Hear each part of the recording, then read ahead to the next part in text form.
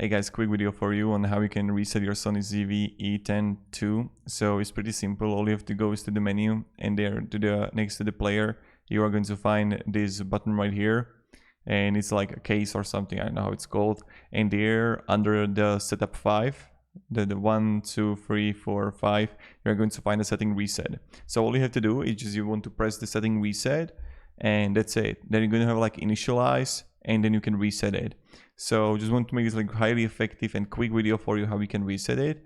And let me down below in the comments if it actually helped you, and have a great day and goodbye.